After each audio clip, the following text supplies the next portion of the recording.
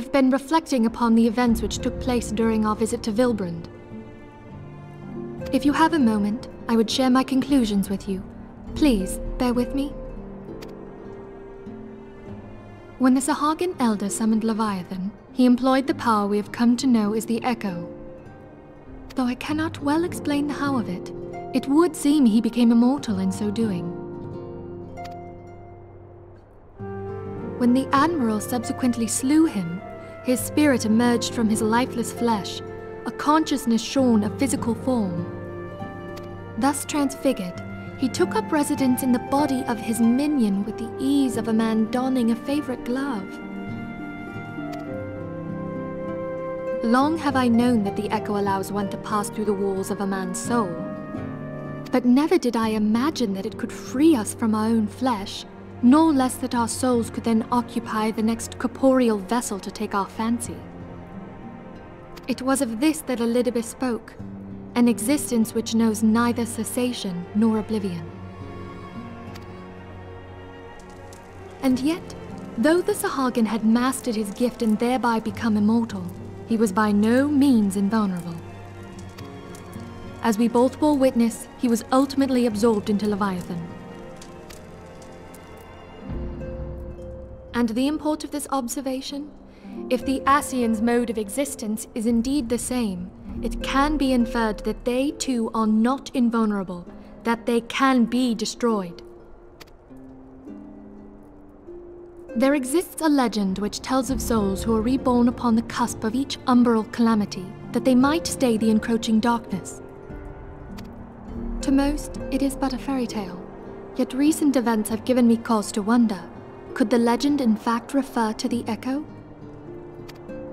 Much and more yet remains unknown, but I am confident that all will become clear in time. For the present, however, what matters is that the key to defeating the Ascians may at last be within sight. With Urianger's aid, it is my hope that I shall fathom this matter ere long.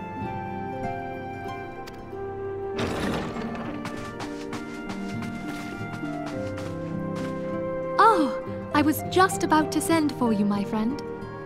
Is aught amiss? Grave tidings from the Sharlayan motherland, my lady. It doth concern our distant allies, the students of Baldessian. What of them? My lady, the Isle of Val, which for many years hath been the Order's home, is no more. No more? Whatever do you mean? I relate only that which hath been conveyed unto me by our agents. An etheric wave of the highest magnitude was recorded in the region. Soon thereafter, 'twas observed that the isle had ceased to be. 'Tis postulated that a magic was evoked, like in power to Ultima. 12 preserve.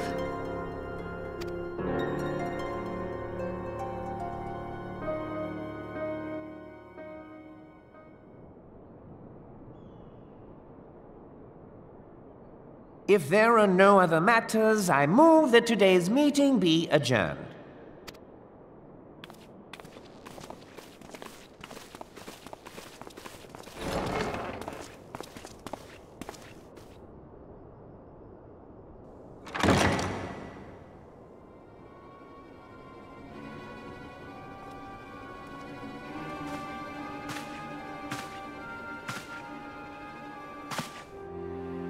It is done, my lord. Forgive my impertinence, my lord, but these orders, I am uncertain as to what end they serve.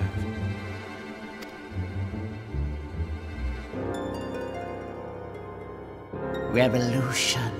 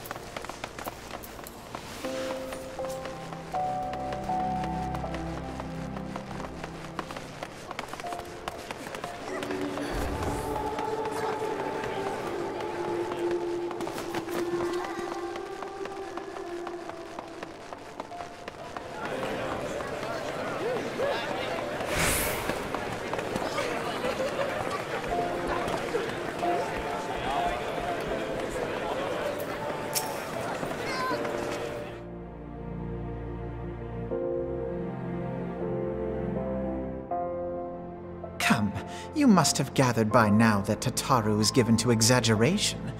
As you can see, I am quite well. Ul'dah, on the other hand, is not. This riot was anything but an isolated incident. There is a restlessness in the air. Tensions long simmering are at last threatening to boil over.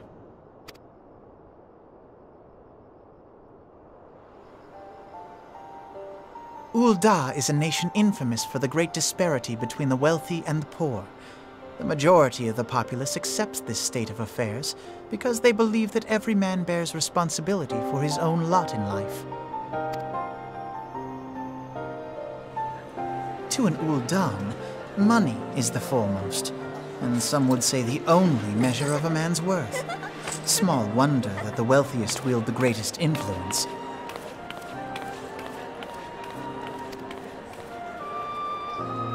So where do the refugees fit into this social hierarchy? What place is there for those who fled Alamigo and the destruction of the Calamity?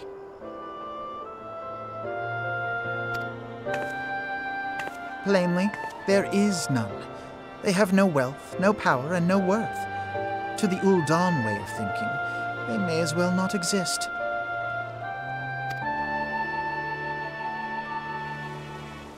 Choosing to ignore their existence, however, is patently not an option.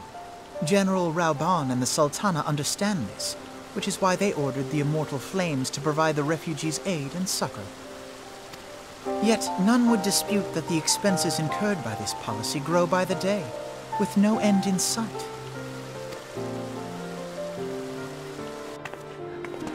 This has prompted more and more Ul'dans to question their obligation to aid these worthless wanderers.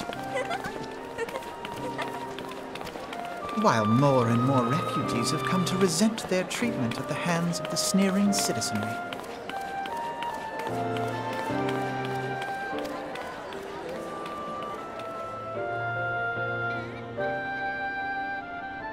The manner of Lord Lolorito's refusal to grant the Dolmens asylum bespoke a disdain for all refugees, an attitude shared by the rest of the monetarists. And you may be sure they make no effort to conceal their opinions. It was only a matter of time before the refugees united in protest, nor is it any surprise that some among them would ultimately resort to violence.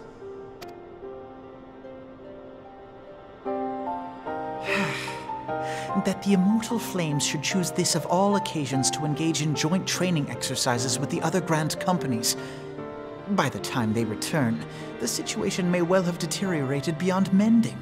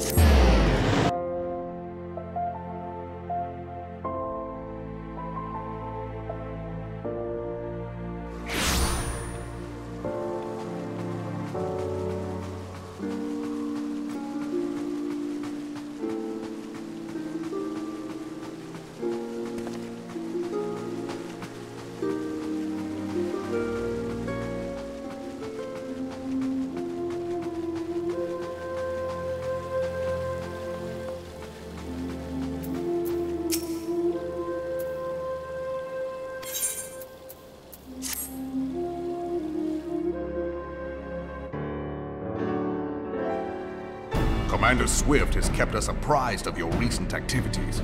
You've made great strides towards quelling the violence. Despite our best efforts to determine what provoked this uprising, the truth continues to elude us. Have you uncovered aught which might shed some light on the mystery?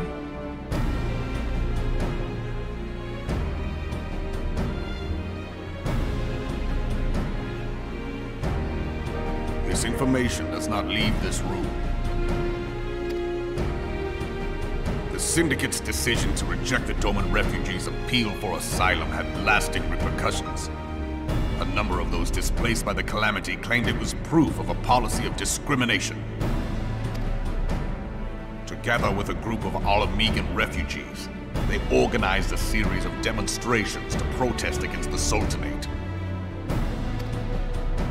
Demonstrations which became heated, but did not descend into violence.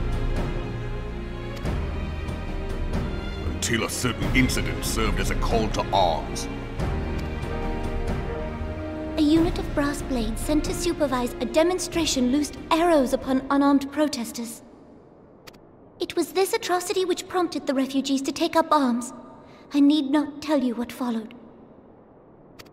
We assumed at first that the attack was born of a miscommunication. When emotions run high, they happen.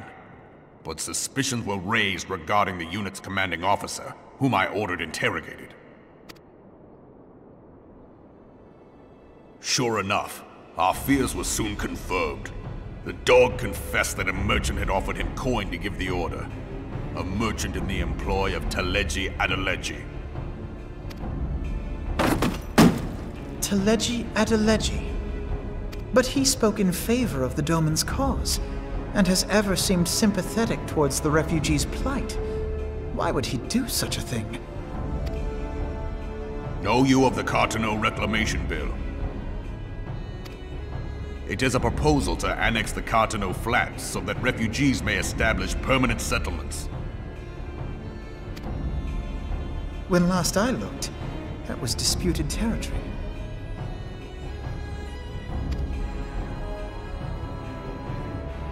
Aye. Some might even call it a battlefield.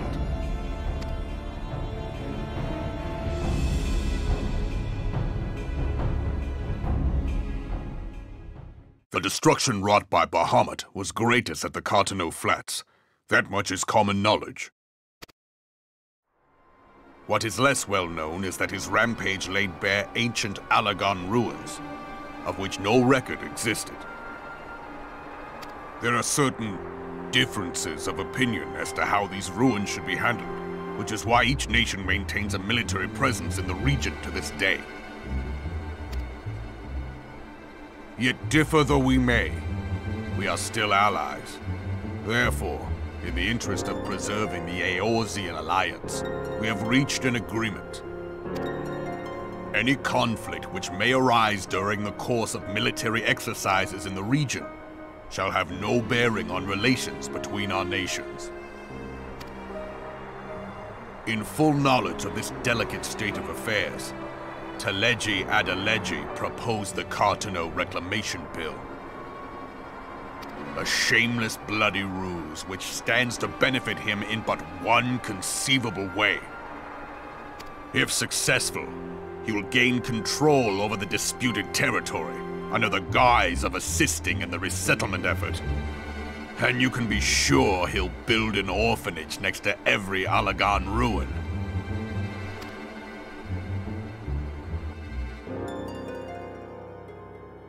man would threaten the unity of the Eorzean Alliance and risk countless lives for personal gain?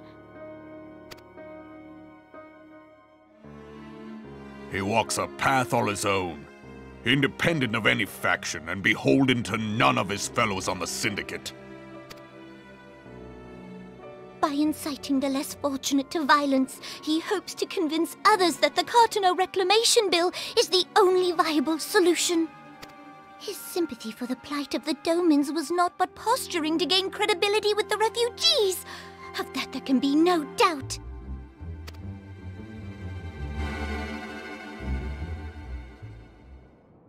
Forgive me, but what could possibly motivate Teleji Adeleji to go to such lengths?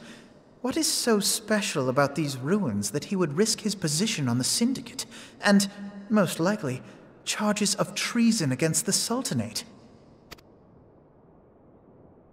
Omega. Pardon?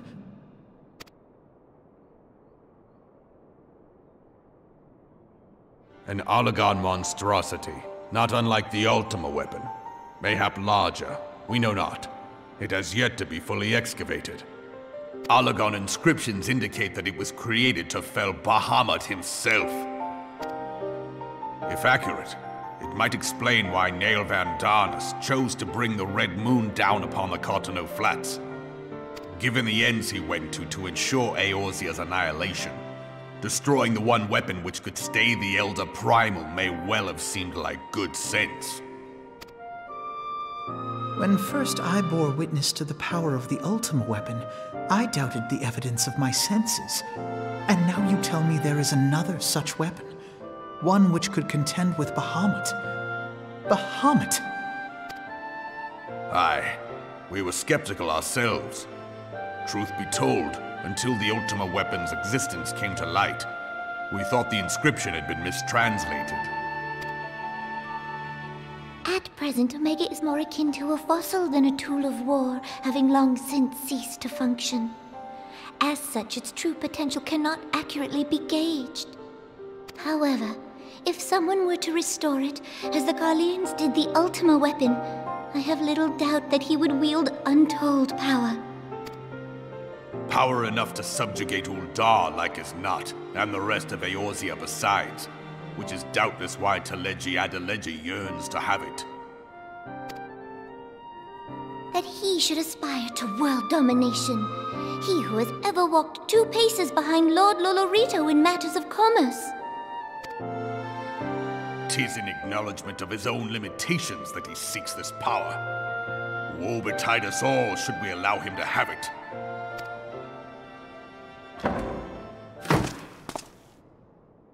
Pray waste no time chasing rats.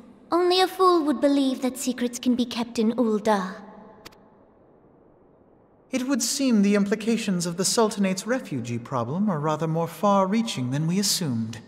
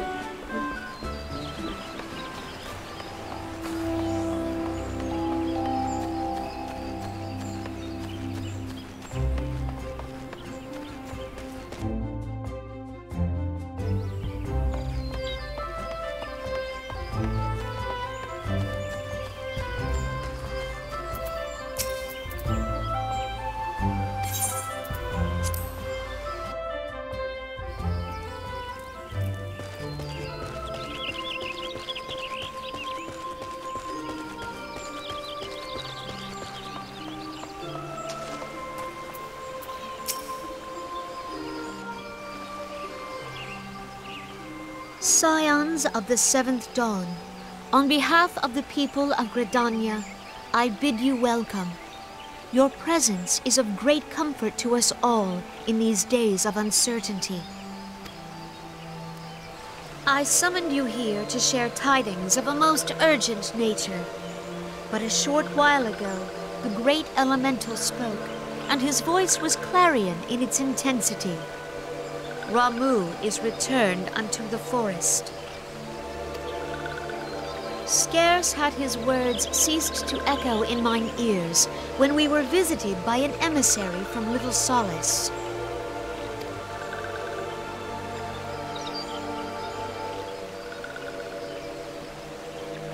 Our guest informs us that the sylphs too have sensed the presence of the Lord of Levin. Though his exact whereabouts remain unknown, we may safely assume that the primal was summoned within the heart of the Sylphlands. Unlike the other primals you have encountered, Lord Ramu is no raging avatar of destruction. He is revered as much for his wisdom as his strength, serving as both arbiter and guardian to his children.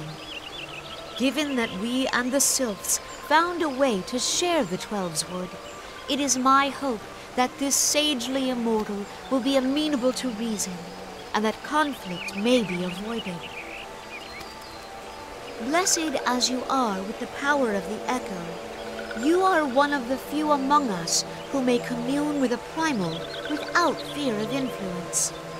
I would ask, therefore, that you represent us in this most delicate of negotiations.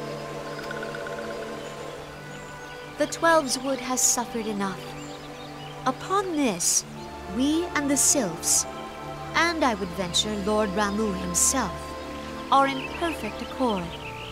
Let us not endanger our shared home by engaging in unnecessary hostilities. Dear friend, I beseech you, safeguard the peace which exists between our peoples.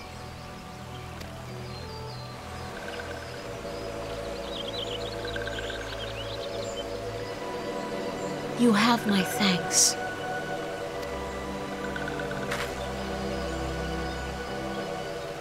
Pray make for Little Solace, then. A member of the Order of the Twin Adder awaits you there. He will advise you on how to find the Lord of Levin.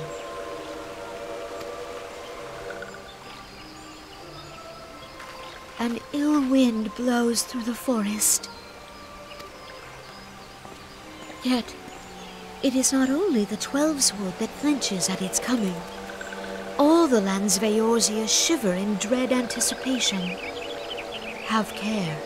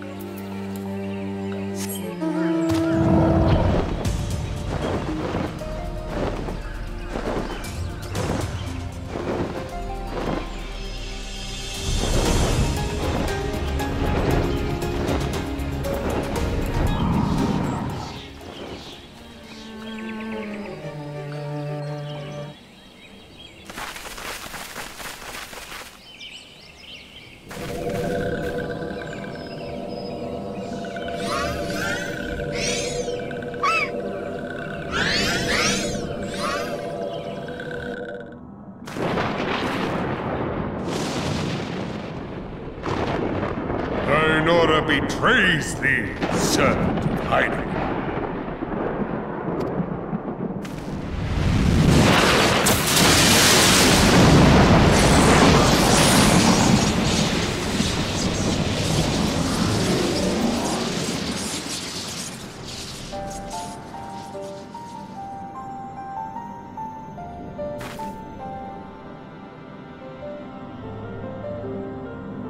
Thou art the bringer of light, bane of Ifrit, Titan, Garuda, and Leviathan. I am Ramu, guardian of the children of the forest. Thou tramplest upon sacred soil, bringer of light. By what right doth man intrude in this sanctuary of the sylphs? The Gridanians proffer peace? Their words are born of delusion, thine offer an insult. Thou speakest of harmony, yet carest naught for my children's desires. They did but wish to dwell beneath these boughs in solitude. Yet, even that was too much to ask of man. Thus did they turn to me for succor. The sentence I pronounce upon thy kind is just. Redanian or Garlean, it matters not. The good intent of one excuseth not the misdeeds of the other. Thy conflicts have brought naught but anguish and misery unto the forest. All blame doth lie with the darkness that resideth in the breast of man. Whence sprung this calamitous seed? In the beginning no such duality existed. Were light and dark given form when man was born? It would explain much, not least why strife and sorrow follow ever in thy wake. Thou canst not deny the urgings of thine own nature. Knowing that thy mere presence here portendeth tragedy, wilt thou persist in this pretense of peacemaking?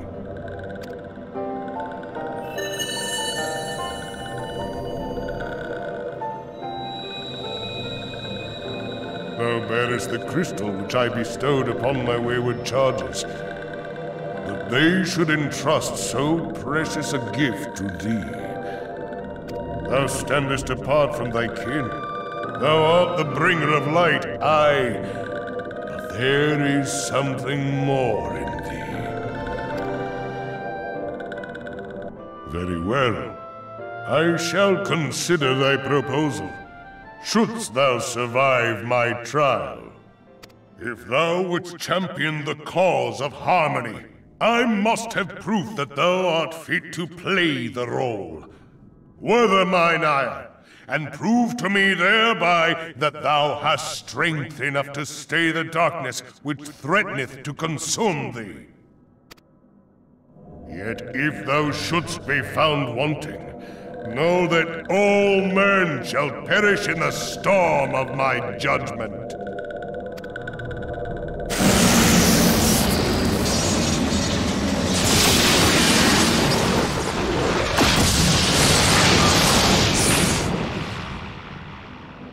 Come to me, bringer of light. I shall await thee on the field of battle.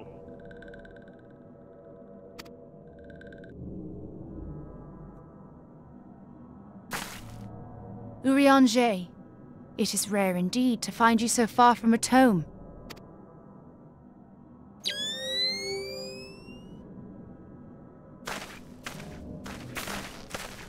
The Lord of Levin himself. Never till this day had I looked upon his visage, save in painted renderings made faint by time. Ever shall this scene remain etched in my mind's eye. Beg pardon, my lady.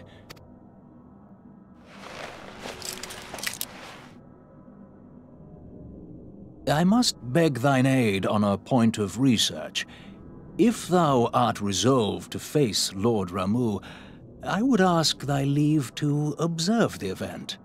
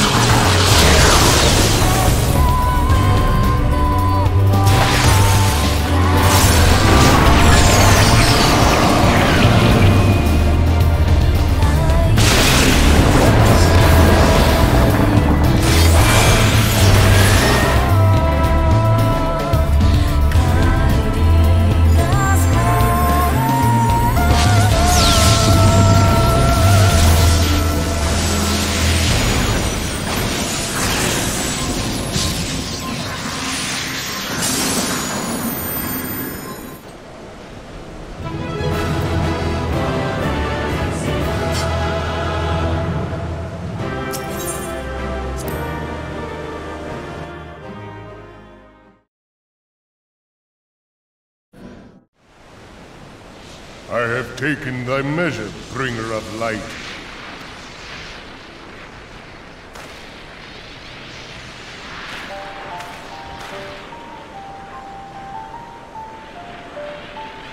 And I judge thee a worthy champion.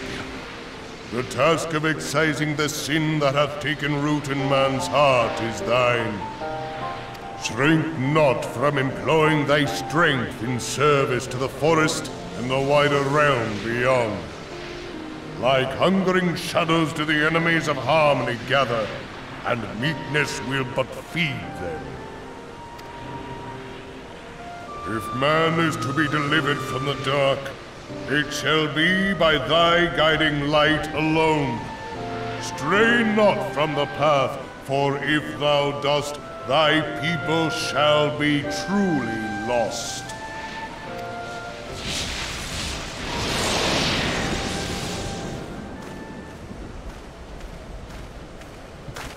Thou hast slain the Lord of Levin.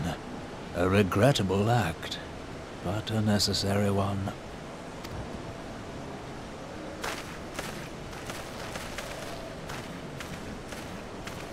In witnessing thy struggle, a truth hath been revealed unto me. If I mistake not, it may yet prove a chink in the eternal armor of the Assyrians.